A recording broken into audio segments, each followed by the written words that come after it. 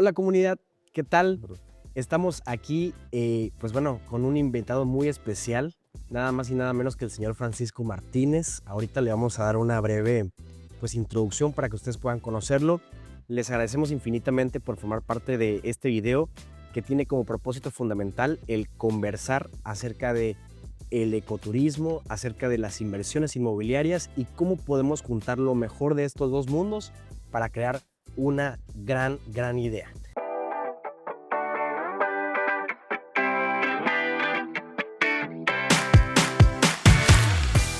Entonces, la verdad es que estoy muy emocionado. Yo a nivel personal estoy muy contento de poder tener el privilegio de estar con el señor Francisco. La realidad es que es una persona que yo valoro muchísimo, que genuinamente respeto, admiro, que es parte también del equipo de Grupo Valora en su papel básicamente como consejero, como inversionista, como guía. Entonces, la verdad es que don Francisco, pues muchas gracias por hacerse el tiempo de estar por acá con nosotros. Gracias, César, a ti por el tiempo y el espacio. No, Un hombre, gusto. un gusto, don Francisco. Y la verdad es que queremos hacer esta dinámica de este video de una forma en la que podamos mostrarles a ustedes algunas preguntas que yo tengo aquí preparadas para poder realizarse al señor Francisco y que, pues bueno, a raíz de su experiencia, de su conocimiento, pues nos pueda, pues como dicen por ahí, ilustrar, ¿no? Entonces, me gustaría arrancar, señor Francisco, obteniendo un poquito más como de información en relación a su trayectoria, ¿no? Hacia cómo ha iniciado en este camino como inversionista en real estate, sobre cuál es la visión que usted ha logrado obtener a través de estos últimos años, ¿no? Bueno, yo digo, muy brevemente trabajé muchos años son más de 30 años en empresas. Trabajé en FEMSA en diferentes países, estuve en Latinoamérica, en Brasil, en Colombia, Argentina, Venezuela, en fin, en varios países, en Asia, en Filipinas, y estuve con Holcim, con la cementera también, trabajando en Latinoamérica. Y en ese tiempo aprendí una cosa que me gusta mucho, muy bonita del FEMSA, que es de don Eugenio, en paz descanse, que él tenía el lema de trabajo y ahorro. Hay que trabajar fuerte y hay que ahorrar. Y eso, detrás de eso hay una filosofía muy potente, muy profunda, que habla de disciplina en el trabajo, pero no solo en el trabajo, sino también en la vida personal. Entonces, con esos ahorros, como mucha gente, pues empecé comprando algunos departamentos para rentar y me metí por accidente en los bienes raíces y descubrí que hay una serie de niveles en los que uno puede ir avanzando, porque te empiezas a meter en comprar para rentar, pero después te puedes empezar a meter a desarrollar, Claro. a fraccionar, pero después te pones a fraccionar y le pones un poco más de innovación, te diferencias.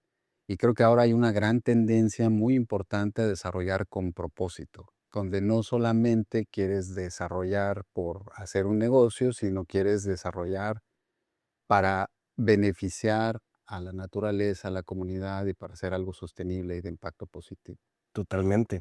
No, la verdad es que nosotros justamente aquí en el canal, pues lo que buscamos es formar una comunidad de inversionistas, de personas que a lo mejor también tengan esta pasión por las bienes raíces, que tengan también la pasión por el respeto al medio ambiente, que fomenten o que fomentemos en conjunto lo que es el descubrimiento, ¿no? Hacia la asociación entre nuevas tecnologías y lo que hoy resulta ser también, pues bueno, el desarrollar, como usted menciona, con esta columna vertebral que es el desarrollar con propósito.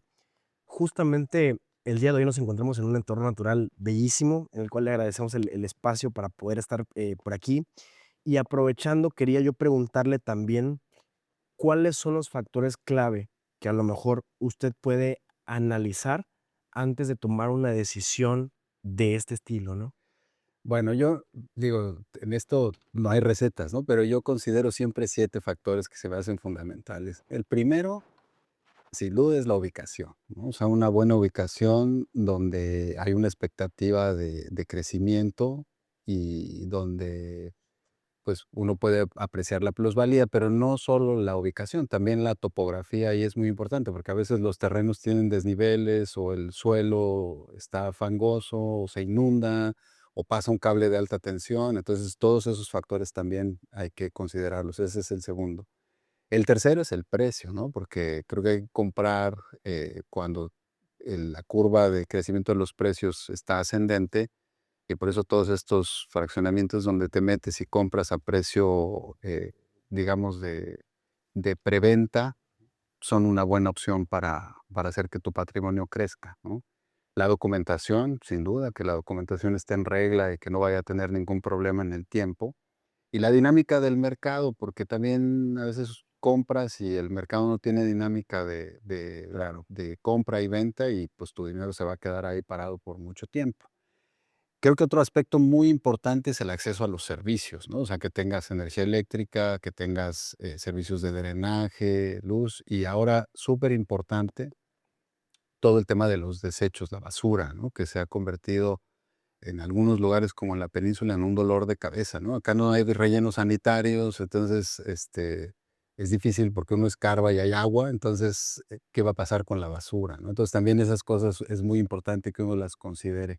Y el último, la facilidad para tener propiedad segura y construir, ¿no?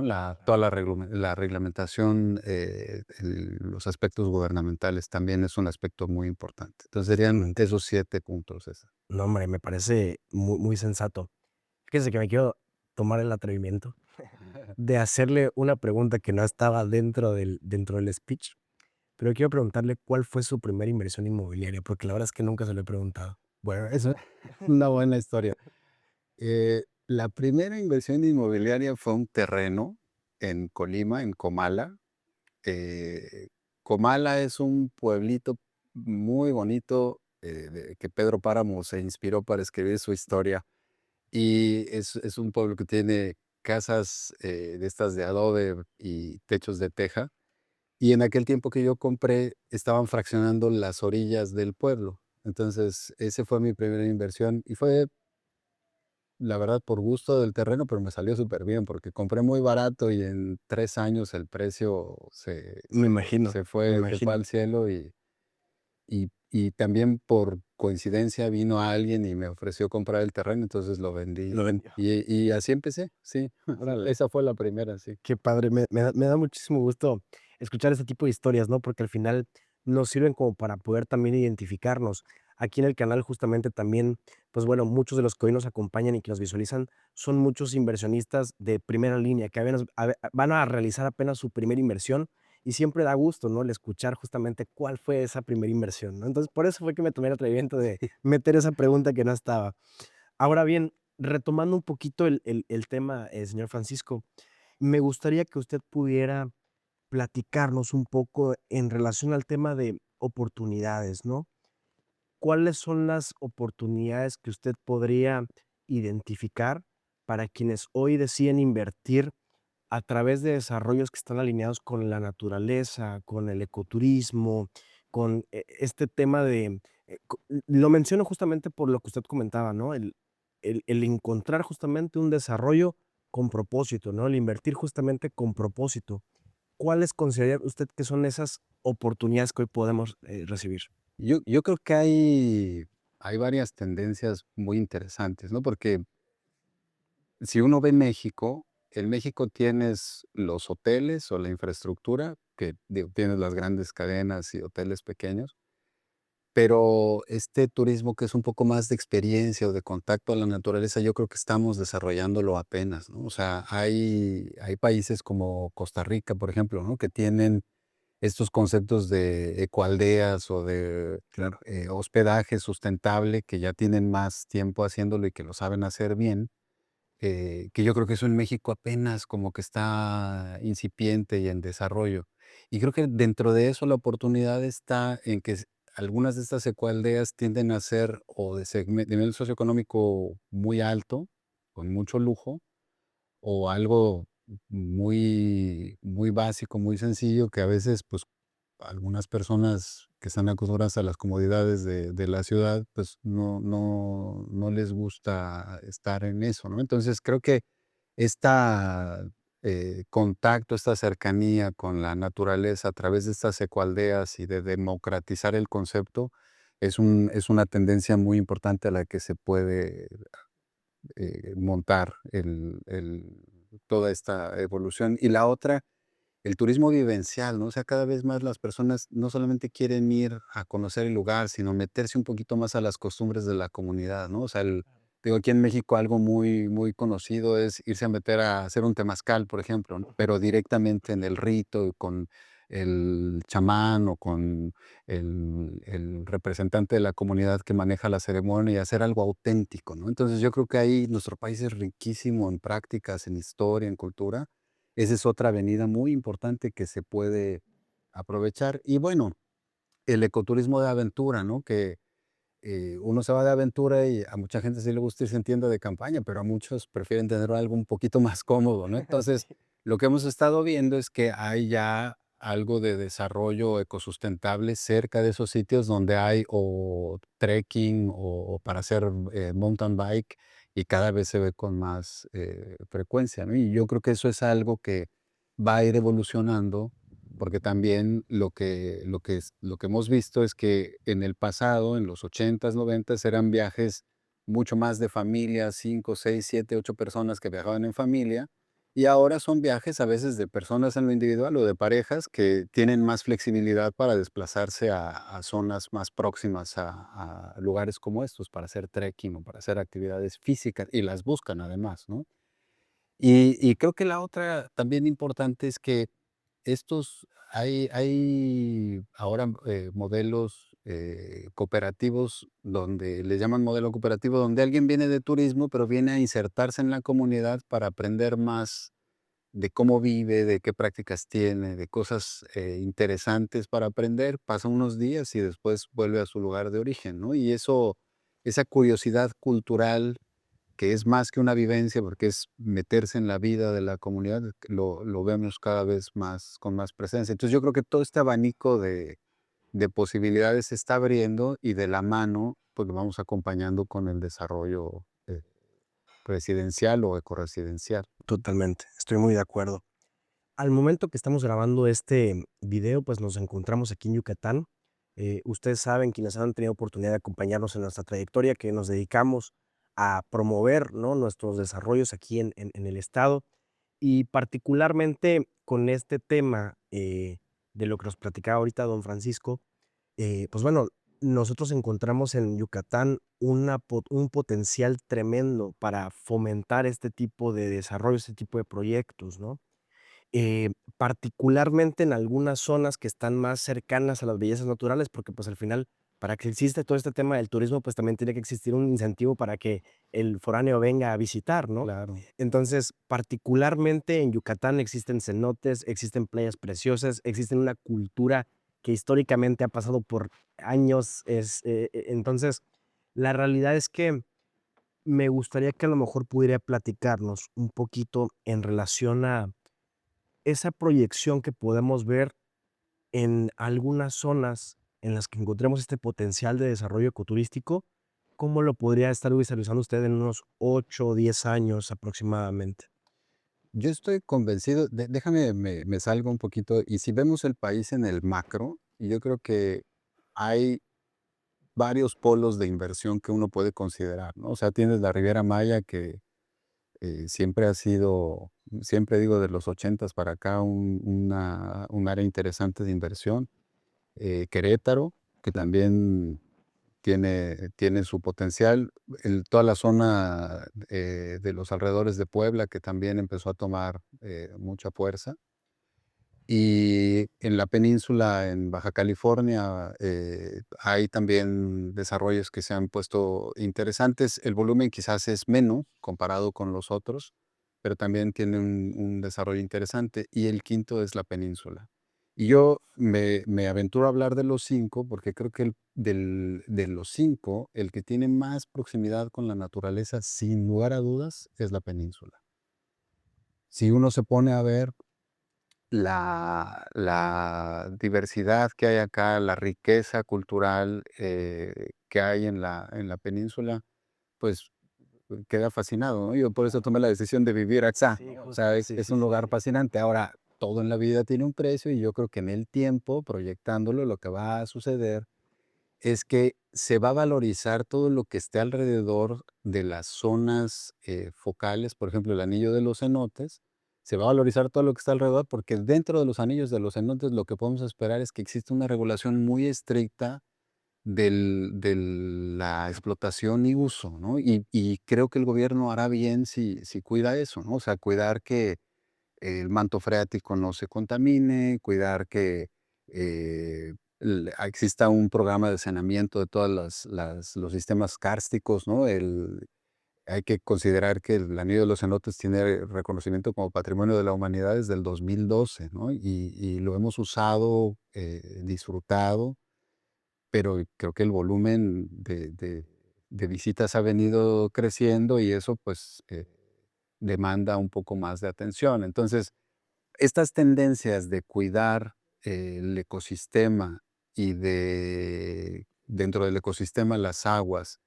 Y, por ejemplo, otra cosa que se me hace muy interesante mencionar, aquí en la península tenemos 41 especies que están en peligro de extinción y de esas 15 son especies endémicas de la península. Entonces, hay también una necesidad de regenerar la flora y de reforestar y de recuperar la naturaleza para que el hábitat se regenere y podamos conservar esas aves. Entonces, la tendencia de cuidar el agua, de regenerar, lo vamos a ver con mucha fuerza dentro de las zonas focales como el Anillo de los Cenotes y seguramente en los alrededores, todos estos desarrollos que se hagan tienen que estar dentro de esa misma tónica y deben cumplir con esta visión de estar en contacto con la naturaleza, sí, ofrecer todas las facilidades de vivienda y de inversión, pero de alinearse con esa necesidad que no es nueva, la necesidad ya tiene muchos años, lo que es nuevo es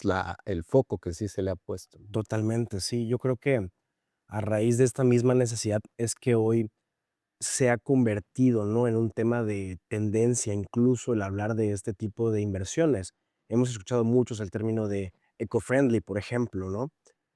¿Qué opina usted sobre este tipo de tendencias? ¿Por qué, a lo mejor, a qué le podría atribuir el hecho de que hoy se puedan estar convirtiendo en un tema, pues, más relevante?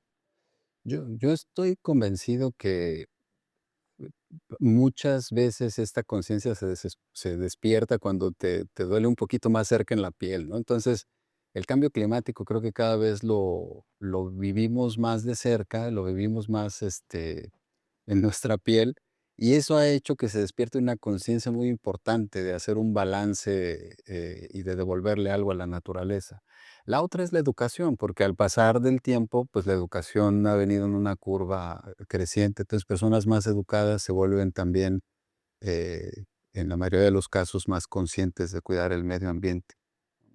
Las regulaciones que se han vuelto más estrictas, más cuidadosas, y yo creo que también del interés de la sociedad de ver un poco más al futuro, ¿no? O sea, veíamos al futuro, pero pensando en dejar patrimonio, quizás una casa o un auto o bienes, pero ahora creo que las familias buscamos más dejar un patrimonio que no solamente es económico, que también es natural y social. Entonces yo creo que toda esa combinación es la que juega Totalmente. para cambiar esta tendencia de manera importante. Totalmente, sí, la verdad es que yo me identifico mucho con lo que usted menciona y creo que también por eso como desarrolladores hemos optado por tomar prácticas, ¿no? O medidas que vayan asociadas justamente por este tipo de respeto, ¿no? Hacia el medio ambiente, hacia valorar lo que pues a lo mejor hemos perdido con el pasar del tiempo. Lo mencionaba usted con el tema del calentamiento global, por ejemplo, ya se percibe más calorcito, la realidad es que sí, ha cambiado mucho. El tema, por ejemplo, de estas especies que están actualmente en peligro de extinción, creo que son puntos que son de alta relevancia y que creo que hay todavía una ventana de oportunidad tremenda para alguien que lo ve como un medio de inversión y para quien lo ve simplemente con el objetivo de rentabilidad, solo por el hecho de que se está alineando la tendencia para allá y al mismo tiempo hay muy pocos desarrolladores, hay muy pocos proyectos hoy por hoy que estén apoyando este tipo de cosas, ¿no? Yo sé que usted es una persona que está muy alineada con, valores, ¿no?, relacionados con este tipo de situaciones, con este tipo de con este contexto. Me gustaría, preguntarle, ¿cómo es que usted tomó esta decisión de alinear sus valores con este tipo de proyectos? Buena pregunta. La voy a hablar un poco de mis creencias, ¿no? O sea, yo estoy convencido, convencidísimo que el valor más importante que tenemos es la familia. Correcto. Los amigos y la convivencia, ¿no? El conectar con otras personas, el sentirte parte de algo, ¿no? Yo estoy convencido de que eso es un valor fundamental en cualquier ser humano.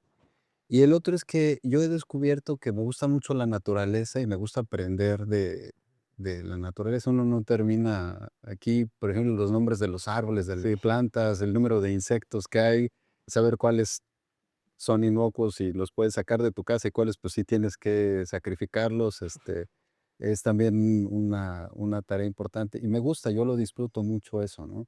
Y la otra cosa es que me enriquece y me impresiona mucho la cultura de la península, ¿no? La cultura, la herencia que nos dejaron los mayas y que ahora se vive de una manera distinta, pero sigue teniendo la esencia que tiene muchos principios, pero hay uno muy bonito que lo comparto porque cuando llegamos, por ejemplo, aquí que empezamos a construir, me acuerdo mucho que uno de los trabajadores me dijo que él es maya de origen y me dijo que estaría bueno de pedir permiso y de traer a un man para que él hiciera un ritual para pedir permiso, ¿no? Entonces yo le dije, pero a ver, platícame cómo es eso. No, mire, le voy a contactar al man y que venga. Efectivamente, vino el man y nos contó toda la mística detrás de la numerología maya y de los ciclos de los 54 años, una historia muy bonita. Pero el punto al que él llegó es que hay que pedirle permiso a los árboles, a las aves, a todos los seres vivos que están aquí, porque tú te vienes a meter en su casa. Y entonces eso da shock porque dices, no, pues yo lo pagué, ¿no? Sí, Sí, claro. pero no es tuyo. Y no es tuyo, ¿no? Entonces, yo creo eso y me enriquece. Y ese principio se me quedó botando varios días en la cabeza y todavía, ¿no? Porque es verdad, o sea, Sí, no porque lo pagues es tuyo, no es tuyo. O sea, es para tu uso, para tu disfrute, pero también para tu cuidado responsable. Y al final, eso es parte de la cultura. Entonces, la familia, los amigos, la convivencia, lo disfruto muchísimo. Y este tema de la naturaleza y el saber que es un préstamo, que Dios nos da, me hace conectarme con hacer inversiones en desarrollos que cuidan todo eso y que promueven la sana convivencia, la cercanía de los sitios focales de turismo, pero que al mismo tiempo tienen una gran responsabilidad de hacer que esto sea sostenible, sustentable y que permita en el tiempo que otras generaciones lo disfruten. Y no solamente el desarrollo o el terreno que compras, sino todos los alrededores que están conectados con esa naturaleza en la que uno vive, ¿no? Hay quien, a mí me impresiona que hay gente que tira la basura en la carretera, la saca de su casa y la tira en la carretera. Entonces, ya porque la tiró en la carretera ya no está contaminado. No, mentira, o sea, está Claro, contaminado porque que vivimos todos en este terreno, ¿no? justamente, así es. Entonces, con esos principios es con los que me conecto y me entusiasma mucho cuando hacemos algo que tiene un propósito y que apunta a dejar un mejor mundo para las generaciones y para la naturaleza que tenemos prestada por los días de vida Totalmente, que Dios sí, nos así da. es. No, la verdad es que sin duda comparto con usted esa filosofía.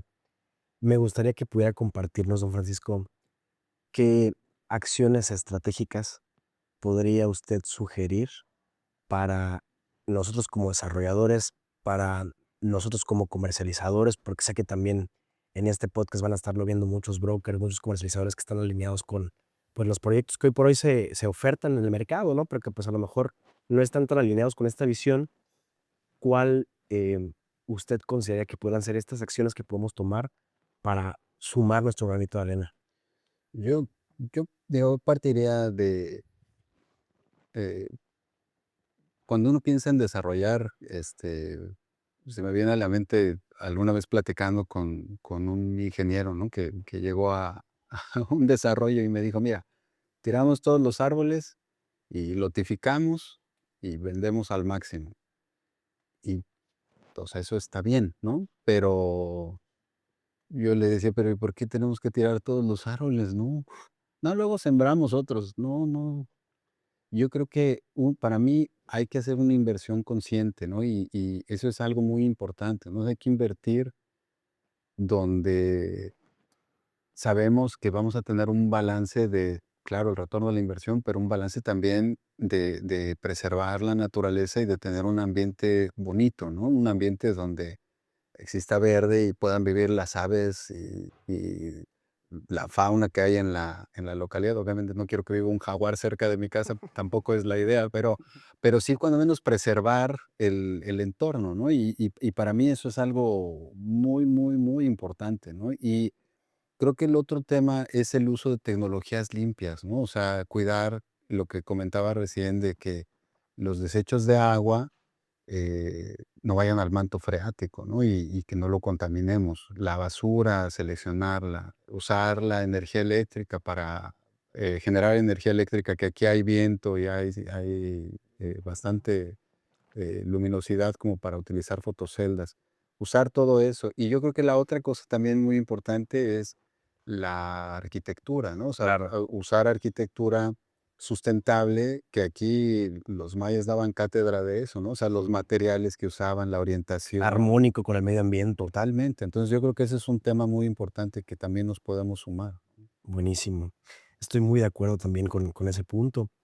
Em, para cerrar, yo le comentaba al inicio, ¿no?, de esta conversación, que hay muchos, primeros inversionistas, ¿no?, que están justamente todavía como dudando de: "Oye, sí, es el bien raíz, lo que quiero, ya decidí que sí lo voy a hacer, quiero tomar una decisión informada, quiero genuinamente saber que esta decisión", porque al final es una decisión patrimonial, ¿no?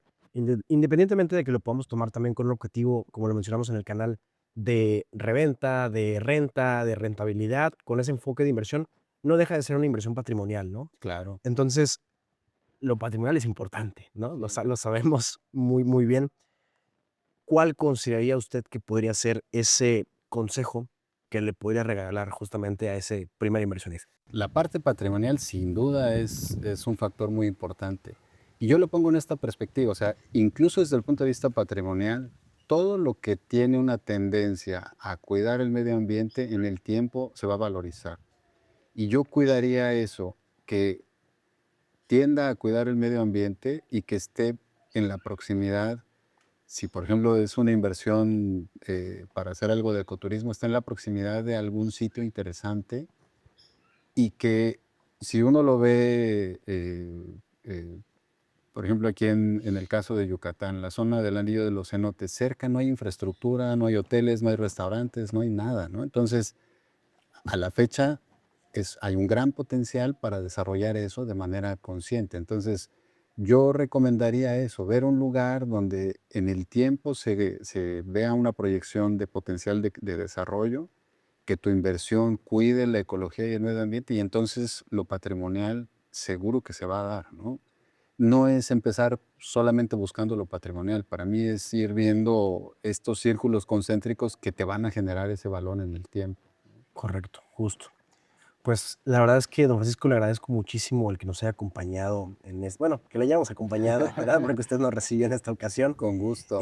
Muy agradecido por su tiempo, muy agradecido también por esta información de valor que nos da. Le llamamos nosotros la carnita, justamente, que nos sirve para poder tomar decisiones más informadas, sobre todo a la hora de invertir, que es justamente el propósito de este canal. Y pues la verdad es que también les invitamos, ¿no?, a que se puedan suscribir a nuestro canal. Vamos a tratar de seguir subiendo este tipo de contenido. Genuinamente creemos que el futuro es verde o no será, de plano. Totalmente. El futuro Entonces, es verde. pues muchas gracias, don Francisco. Gracias, César.